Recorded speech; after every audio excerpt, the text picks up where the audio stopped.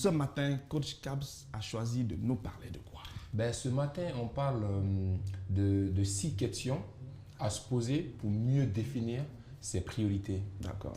Parce qu'en réalité, Chiplo, on est sans savoir qu'aujourd'hui, pratiquement, on est le 23 janvier, je crois.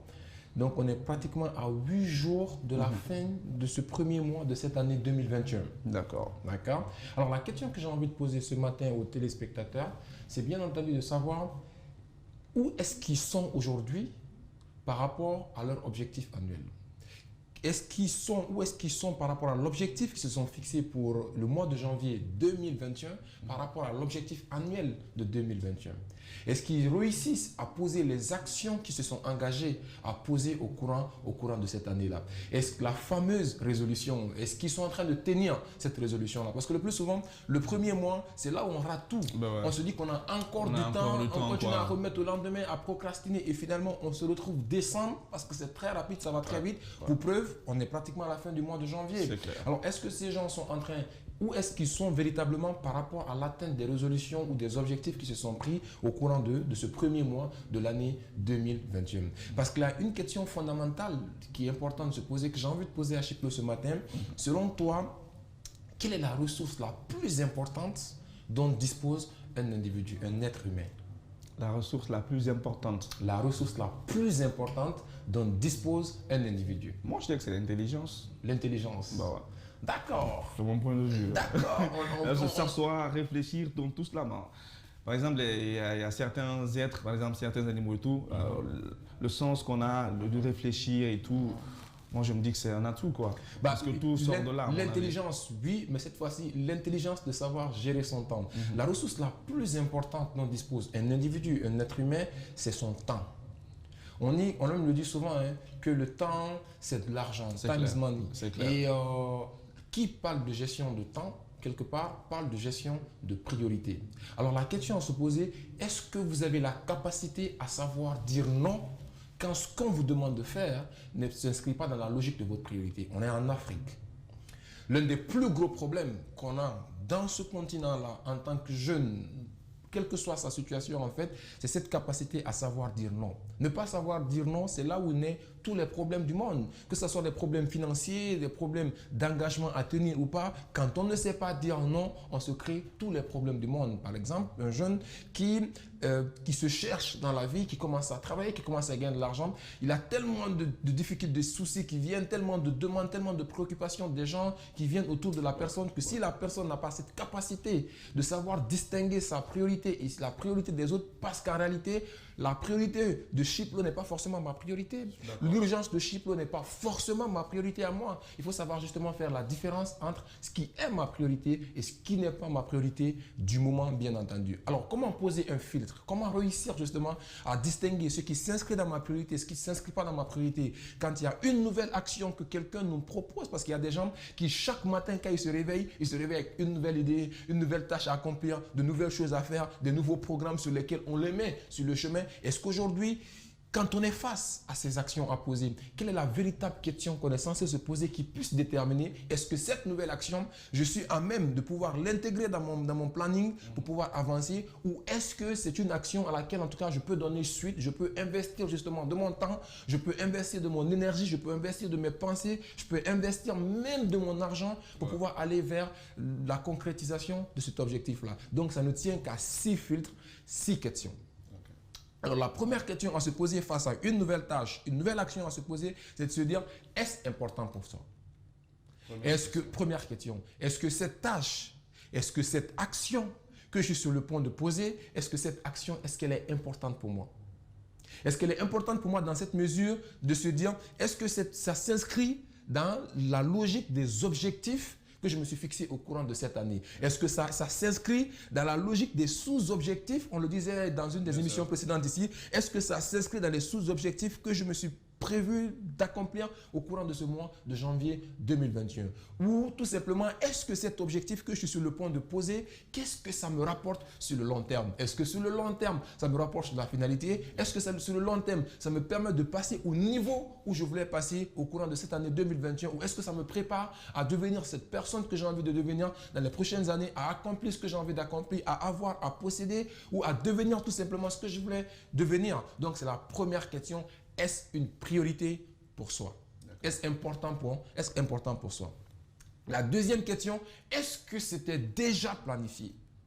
Est-ce que cette action que je suis sur le point de poser, est-ce que cette action, elle était déjà planifiée? Est-ce qu'elle était déjà inscrite? Est-ce qu'elle était déjà inscrite dans mon agenda, dans mon calendrier? Parce qu'on a dit, l'une des façons de faire, c'est bien beau, il faut avoir des tâches à accomplir, donc un planning, un plan d'action, un calendrier. Il faut inscrire ces actions, ces tâches dans un calendrier. Cependant, en inscrivant dans un calendrier, il est important justement de se poser à chaque fois cette question pour pouvoir se rappeler, pour dire, ok, d'accord, cette action que je suis sur le point de poser, est-ce que c'était à la base inscrit dans mon calendrier? Parce qu'on a dit pourquoi il est important de le faire, pour pouvoir faire de sorte que ces objectifs qu'on fixe, ces tâches qu'on doit accomplir, on définit une heure de la journée, on dit tous les jours à partir de cette heure, c'est cette tâche qu'on accomplit, donc ça devient une routine. Donc quelque part, la question en ce sens-là deviendra, est-ce une routine pour moi? Est-ce que ça s'inscrit dans mes habitudes quotidiennes? Est-ce que ça s'inscrit dans mes habitudes de vie en fait cette année? Donc c'est la deuxième question. Est-ce que cette tâche ou est-ce que cette action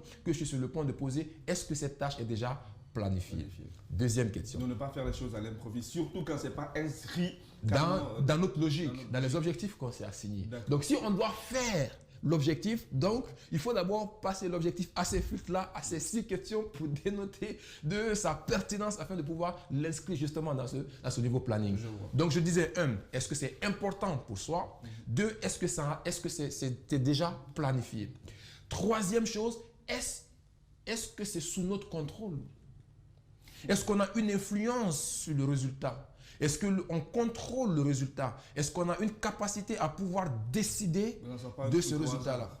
Que ce ne soit pas un truc au hasard. Et mieux encore, Chiplo, quand un objectif que je me suis fixé, quand l'atteinte de cet objectif-là ne dépend pas forcément de moi, dépend de Chiplo, c'est un mauvais objectif. Il faut s'en méfier. Absolument personne. Personne ne doit être indispensable pour vous quand vous vous fixez un objectif. La seule et unique personne qui est censée être indispensable pour soi dans son accomplissement personnel et professionnel, c'est soi-même. Pourquoi? Parce qu'encore une fois, les mains les plus sécurisées, dans lesquelles on est censé confier son destin, ce sont ses propres mains. Ce n'est même pas les mains de maman, encore moins les mains de papa, de sa famille, ou pire même, les mains d'un gouvernement ou d'un État. Un exemple beaucoup plus concret, Chiplo. Je crois avoir déjà donné l'exemple dans ce studio-là, mais on dit souvent que la répétition est pédagogique. Chiplo est dans un véhicule. Je suis chauffeur, Chiplo est assis à côté. Ou bref, est-ce que c'est déjà arrivé à Chiplo? C'est déjà arrivé à un des téléspectateurs qui se retrouve un jour dans un véhicule assis à la place au côté escroc, comme on le dit. Et forcément, il nous est arrivé que le chauffeur, à des moments donnés, qui accélère ou qui veut heurter quelque chose, qu'on se retrouve subitement à vouloir freiner pendant qu'on n'est pas le chauffeur. Ou à vouloir bondir sur le guidon du chauffeur, à pouvoir redresser, à l'aider en fait à pouvoir partir pendant qu'on n'est pas le chauffeur. Cependant, quand c'est nous qui sommes chauffeurs, quand on est assis à la place du chauffeur et qu'on constate que celui qui est à côté de nous freine brusquement ou veut se jeter sur le guidon, on dit à la personne, reste tranquille, je contrôle la situation. Mais qu'est-ce qui fait que quand ce n'est pas nous qui conduisons, on est inquiet, mais quand c'est nous-mêmes qui conduisons, on n'est pas inquiet parce que quand on conduit, notre destin, c'est dans notre propre main.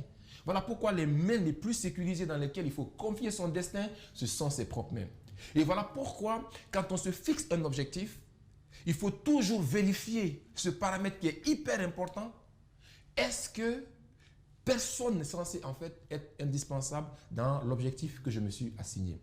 Je suis d'accord, on ne peut pas tout contrôler dans sa vie. Bien sûr. Mais on peut quand même contrôler sa façon de penser. On peut quand même contrôler sa façon de décider. On peut contrôler les actions qu'on pose. Donc, il faut prendre justement des actions sur lesquelles on a la capacité de pouvoir influencer le résultat. Si je ne peux pas atteindre un objectif, est-ce que j'ai cette capacité-là de pouvoir influencer D'accord? Ces personnes ou ces choses qui peuvent me permettre justement d'aller vers cet objectif que je me fixe. Donc, ça devient là la troisième question. Donc, la première question, est-ce important pour moi? La deuxième question, est-ce que c'était déjà planifié? La troisième question, est-ce que je contrôle? Est-ce que l'objectif est sous mon contrôle? Est-ce que j'ai une influence sur l'objectif que je m'assigne? La quatrième question à se poser pour mieux définir ses priorités, c'est est-ce que cet objectif-là, ces actions, ces tâches que je suis sur le point de poser, est-ce que je les aime? Est-ce que je les kiffe? Est-ce que ça me passionne? Parce qu'il ne faut pas qu'on oublie, il ne faut pas qu'on occulte ça. Dans le chemin de son accomplissement, ce chemin est parsemé de beaucoup d'embûches. Des difficultés, est-ce que ça va venir? Oui, ça va venir. Des problèmes, est-ce que c'est sur le chemin? Oui, c'est sur le chemin. D'ailleurs, personne n'est jamais content. Personne n'est jamais fier de soi. Personne n'est jamais aussi fier de son accomplissement. Quand tout le monde peut le réussir, quand tout le monde peut faire quelque chose, on n'accorde aucune importance finalement à la chose. Tu vas faire comme tout le monde. Et tu ne pourras même pas. Il y a Anthony Robbins qui dit que si tu veux réussir dans ta vie, il faut te mettre en hauteur, tu observes la direction que tout le monde emprunte. Si tout le monde va dans ce sens-là, si toi tu veux réussir, il faut prendre le sens contraire. Parce que la majeure partie des gens s'inscrivent dans cette logique de la médiocrité et c'est le sens que les gens ils empruntent. Et vu que ce chemin est parsemé de beaucoup d'embûches, vu que des difficultés, ça viendra dans le processus, vu que des obstacles, il y a des moments où on doute, il y a des moments où on est hyper fatigué, on n'a même pas envie de sortir de son lit pour venir. Moi, j'imagine, vous qui venez travailler ici à Espace, quand je vois 4h45 que les gens viennent... C'est nous. C'est nous. Okay. Nous qui venons travailler. Nous, à la différence. Okay. Après, voilà, vous êtes là à 4h45 et tout, quoi. En fait, c'est des fois très difficile, des fois très fatigant quand on sait qu'on doit sortir du sommeil, surtout en ces périodes d'harmattan où le matin, il y a la paresse, ça fait bien de dormir, sortir de son sommeil pour faire des fois les embouteillages qui sont les difficultés et rencontrer les stress des fois même dans son boulot et avoir le courage de continuer. Des fois, ce n'est pas l'argent qui donne cette capacité à pouvoir avoir envie de continuer. C'est plutôt la passion. La passion. C'est pourquoi il ne faut pas oublier que la passion efface la difficulté du travail. Je suis d'accord avec toi. Par exemple, moi, juste pour une anecdote, il y avait l'anniversaire d'un animateur ici à Dafo, Nasser Klet. Donc, c'était son anniversaire hier. Et c'est moi qui présentais l'anniversaire. Donc, moi, j'ai quitté là-bas à 4 heures. De 4 heures, je suis venu directement à la télé pour faire l'émission. Donc, même... C'est fou, quoi. Mais comme tu l'as dit, c'est par passion, quoi. C'est par passion. C'est ça, quoi. C'est par passion. Comme on le dit, des fois, c'est pas... S'amuser ne peut pas gâter l'objectif quand on sait encore une fois avoir des limites. Une fois, dans une des interviews de Kobe Bryant, il ressortait un peu la même chose. Il était avec son équipe. Lui, il est considéré comme travailleur acharné. On le considère comme travailleur acharné. Quelqu'un qui, pour lui, la vie là, c'est travail ou rien, quoi. Et donc, ses amis sont venus, il a senti en ses amis l'envie de sortir pour s'amuser. Vous savez, quand ils sont dans le championnat, ils passent toute l'année à pouvoir voyager. Ils n'ont même pas le temps pour la famille. Voyager, faire des matchs. Alors, il se retrouve ce jour avec son équipe. Il sent que ses coéquipiers ont envie de sortir s'amuser. Ils viennent le voir. Parce que quand lui, il donne l'autorisation, l'équipe suit parce qu'on sait qu'il s'est engagé. Quand il s'engage, il tient ses engagements. Alors, il est venu vers ses amis. Il dit une seule chose.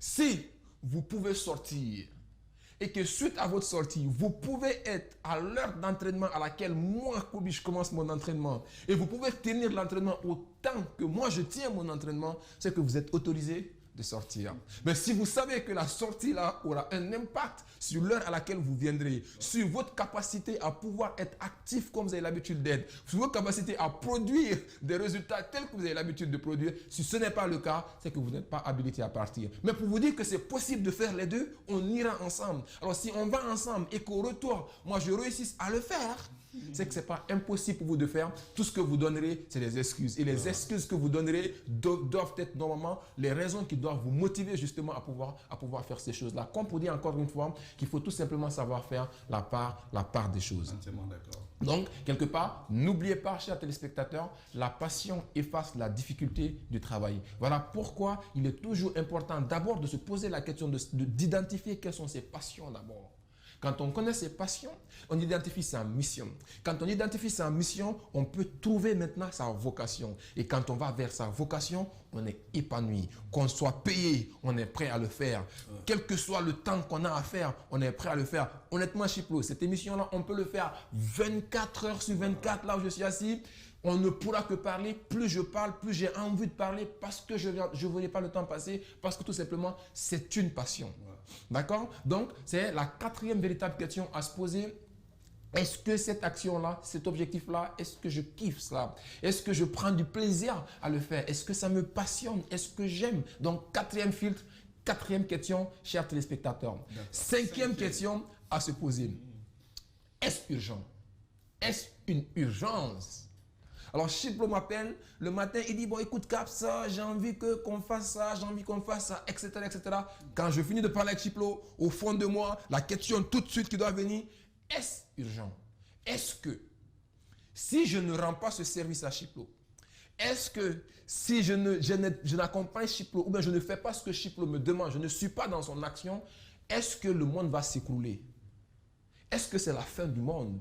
Est-ce que c'est une question de vie ou de mort? Si je ne réagis pas, est-ce que quelqu'un va mourir? Si je ne réagis pas, est-ce que la terre va devenir le ciel, la terre, bref, est-ce que le monde va s'écrouler? Parce qu'il est important des fois, on a l'impression que quand quelqu'un nous demande de faire quelque chose, on est tellement dans ce sentiment, surtout il y a des personnes qui ont cette spécificité-là, qui ont cette particularité de ne jamais pouvoir dire non aux gens. Ils ont, en fait, pour eux, quand je dis non aux gens, je vais paraître pour quelqu'un qui est méchant. Je vais paraître pour quelqu'un. C'est surtout des personnes qui sont trop sociales, des personnes qui sont trop émotives, qui sont trop dans l'émotionnel, qui sont kinesthétiques, en fait. Des types de personnes qui correspondent à ces catégories-là. C'est des gens qui ne veulent pas frustrer les autres, les gens qui ne veulent pas que les gens se sentent mal à leur contact. Donc, il est très difficile à ces personnes-là de dire non à quelqu'un. Mais si vous ne pouvez pas dire non à quelqu'un tout de suite, c'est simple. Ne le dis pas non tout de suite, ne le dis pas non plus lui. Dis-lui, je te reviens.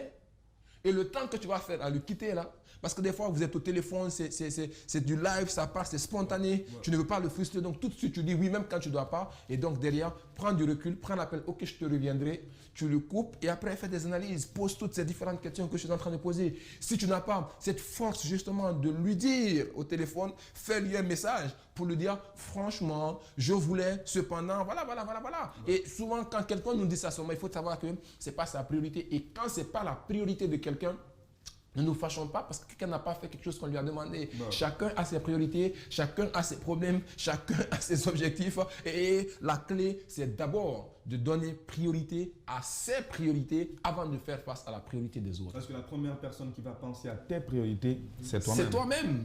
C'est toi-même finalement. Parce que les autres ne penseront pas à ta priorité. D'ailleurs, tes priorités, c'est toi qui connais tes priorités. Les autres n'en connaissent pas. Lui, parce que sa priorité, c'est sa priorité, il se fait du souci pour, il réfléchit, il pense, il décide pour ses priorités. Et voilà pourquoi il a pensé à toi, à te proposer cette chose pour que tu l'aides. Parce qu'il est focus encore une fois sur ses priorités.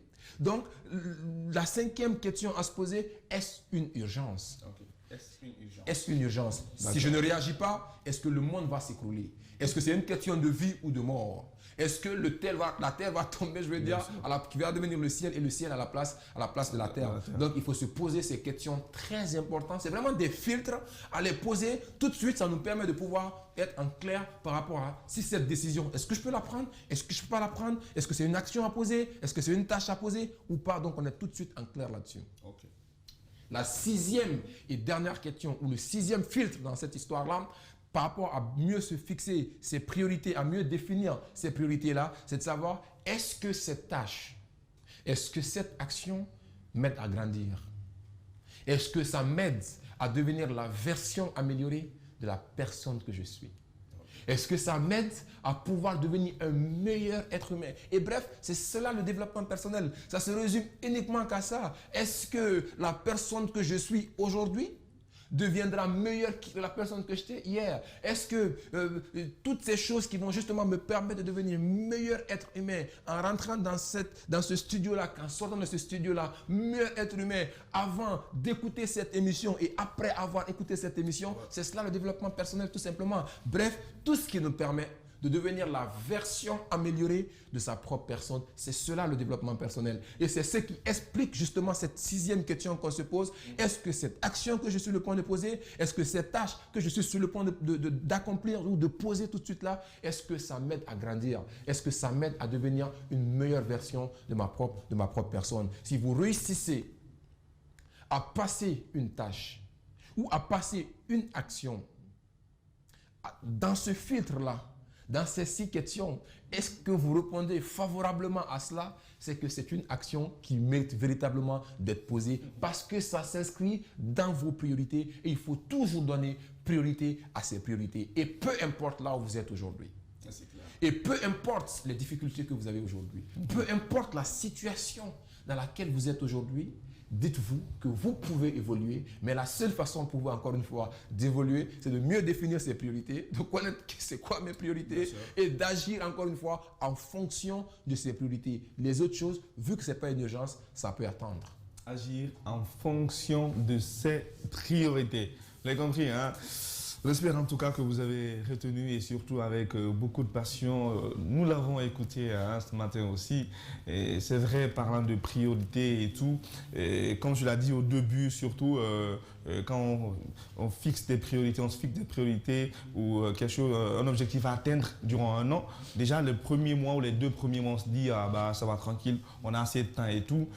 Donc dès le début, il faut vraiment se lancer, il faut vraiment partir dans, comme tu l'as dit, les priorités, se les fixer même au quotidien. Oui. Comme pour dire chaque jour je dois faire cela. Ou bien est-ce que cette journée d'hier là, j'ai mis une action, mais j'ai fait quelque chose qui contribue à réaliser vraiment ou à atteindre les objectifs que je me suis fixés. Ouais, c'est des objectifs annuels. Ouais. Donc chaque jour, il faut essayer de faire. Ça va, ça débute bien. Parce qu'en fait, c'est qu'il est important quoi. Il y a une chose en fait qu'il faut s'apprendre à faire. C'est cette capacité à pouvoir tenir ses engagements, cette capacité à pouvoir aller au bout de ces engagements-là. Moi, j'ai une clé. Qu'est-ce que je fais?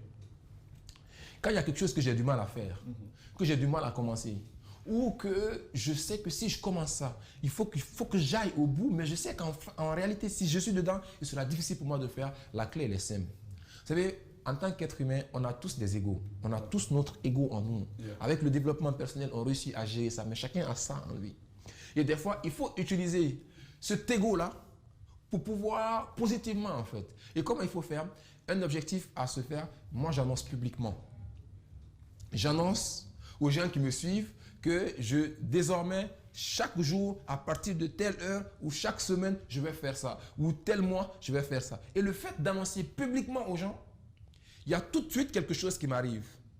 Par exemple, comme je me suis dit cette année, tous les matins, je me réveille à 5 heures du matin. Qu'est-ce que je fais? La première chose que je dois faire, sans laquelle je ne dois absolument rien faire, c'est d'amener mes emails quotidiens. Donc le matin, quand je me réveille, j'écris un email que j'amène à tous qui me suivent dans ma newsletter pour les accompagner, leur petit déjeuner en fait. Donc ils le reçoivent à 8 heures, mais moi je l'écris à 5 heures au réveil. Donc je me suis dit, quel que soit ce qui doit arriver, si je n'ai pas encore fini ça, je ne fais rien. Et vu qu'il y a d'autres choses qui sont autant importantes pour moi, qu'il faut que je puisse faire, je me dis d'abord, pour pouvoir faire ces choses-là, il faut que je finisse ça d'abord, donc je me réveille pour le faire. Et des fois, quand j'ai du mal à le faire, je dis, attention, si je n'amène pas le mail là, les gens diront, demain, quand je vais prendre mon téléphone pour faire vidéo, quand je vais faire un message, motivation pour deux gens, ils vont dire, laissez le coach là, il n'incarne pas ce qu'il dit. Même il n'est pas motivé. Même il dit quelque chose et il ne le fait pas. Donc, en réalité, pour ne pas paraître pour un plaisantin, pour ne pas paraître devant ces gens, pour quelqu'un qui ne tient pas ses engagements, pour ne pas être crédible, pour ne pas dire que je suis quelqu'un qui n'incarne pas le message ou l'information qui véhicule vis-à-vis des gens, je me dis, il faut le faire. Donc, en ce moment-là, mon ego, ça fouette mon ego en fait. Et donc, vu que ça fouette mon ego, ça m'amène tout de suite à pouvoir aller vers le fait de poser cette action-là. Donc, des fois, l'une des façons de pouvoir tenir ces engagements-là et d'aller au bout de ces actions quotidiennes, de pouvoir faire ces choses-là. Donc, il faut en soi ressortir que le fait de poser des actions quotidiennes, il y a une puissance, il y a une clé. Cette clé, ça s'appelle la magie de l'effet cumulé. Il y a cet auteur qui dit, je n'ai pas peur des 10 000 coups que tu connais, mais que tu n'as emprunté qu'une seule fois, que tu n'as appliqué qu'une seule fois, mais j'ai peur à mourir du seul coup que tu connais, mais que tu as appliqué 10 000 fois. Ça veut dire quoi? Chiplo connaît 10 000 coups. Chiplo, c'est un maître dans les armes, dans l'art martial, dans le karaté. Et il se trouve que dans la boxe, donc, Chiplo, il connaît 10 000 coups. Mais ces 10 000 coups que Chiplo connaît, il ne les a utilisés chacun des coups qu'une seule fois dans sa vie. Le monsieur, il dit, ces coups ne me font pas peur. Il dit, mais j'ai peur à mourir du seul coup que Chiplo connaît, mais qu'il a appliqué 10 000 fois. Ce coup, il est fatal. Quand vous tapez quelqu'un avec, c'est tu le maîtrises. Tu le maîtrises. Tu le maîtrises. Donc en fait, c'est ça la puissance de l'effet cumulé en fait. Donc se dire que les actions quotidiennes, chaque jour tu poses ces actions quotidiennes et au bout d'une année, tu te rends compte que franchement, tu as atteint un niveau où tu n'arrives même pas à croire que si c'est toi qui as pu l'atteindre. Donc faites-le en des petites actions, mais de façon continue, tout en respectant ces choses, en faisant passer justement ces nouvelles actions à ce filtre-là qui nous donne cette possibilité, encore une fois, de pouvoir justement s'inscrire dans la logique de nos priorités annuelles. D'accord, dans la logique de nos priorités annuelles, donc s'inscrire dans cette logique-là. Mais dis-moi, coach, c'est vrai, on a encore 3 minutes. Okay. Qu'est-ce qu'il faut pour ne pas reculer? Qu'est-ce qu'il faut pour ne pas abandonner? Quand on se fixe des priorités annuelles et tout, comme je l'ai dit, quoi, à un moment c'est chaud, quoi. À un moment, forcément des obstacles, il y en aura. Donc quand les obstacles là viennent, il y a des obstacles, et sur des obstacles, il y a des petits obstacles, il y a des gros obstacles et tout. Maintenant, qu'est-ce qu'il faut vraiment pour se dire que faut pas que j'abandonne?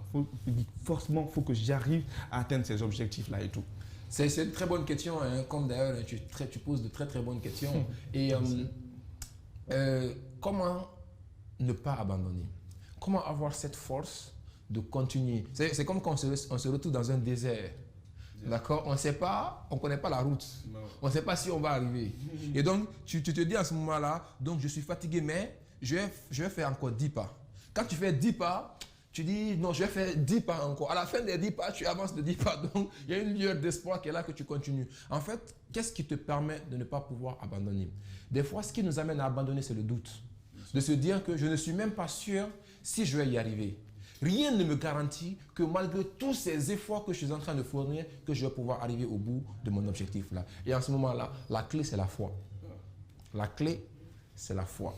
Et la foi, qu'est-ce que c'est? C'est la certitude qu'on a pendant les moments les plus incertains que ce qu'on veut s'assigner comme objectif là, qu'on va pouvoir l'atteindre. Donc ça, c'est la première clé, avoir cette foi. Donc pendant les moments les plus incertains, la certitude que tu auras pendant ces moments d'incertitude que tu vas réussir, tout se dessine là. La deuxième chose, est-ce que ça s'inscrit dans tes valeurs? Est-ce que ce que tu as envie de faire, est-ce que c'est important pour toi? Le pourquoi tu le fais, encore une fois. Quand le pourquoi est fort, ces difficultés, ces obstacles, ce manque de motivation, on abat pour partir.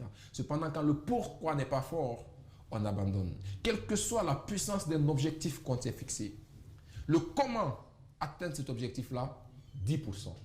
Okay. 90%, pourquoi je le fais? Donc la question, elle est simple. Si je dois faire quelque chose, pourquoi est-ce important pour moi d'obtenir cette chose-là? Si je ne la fais pas, quelles sont les conséquences négatives pour moi? Je prends mon stylo, je prends une feuille et je commence à lister au moins 20, 25 conséquences négatives si je ne le fais pas. Et après, l'autre côté de la feuille, je commence à lister les conséquences positives pour moi, pour ma famille et pour le monde autour de moi. À force de lister ces choses, à un moment donné, l'énergie revient. On trouve cette force-là de pouvoir continuer. C'est clair. On trouve donc cette force pour pouvoir continuer. Coach Kabs, comme chaque samedi matin, très passionnant de l'écouter. On espère en tout cas que vous tirez aussi beaucoup de choses positives.